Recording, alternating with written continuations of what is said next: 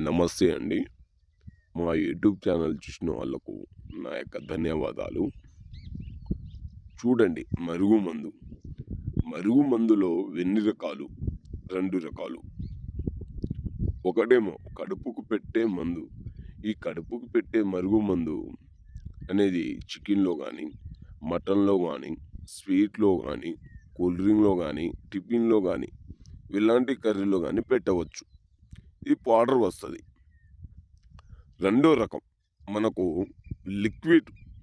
ఈ లిక్విడ్ అనేది చెప్పులకు, బట్టలకు, వంటికి, తలకు లేకపోతే వాళ్ళ శరీరానికి తాకినట్టు పెడితే చాలు.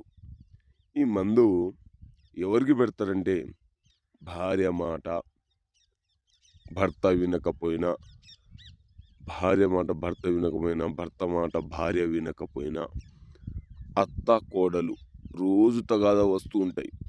అప్పుడు కోడలు మాట వినాలనుకున్నా, అత్త మాట వినాలనుకున్నా పెట్టవచ్చు.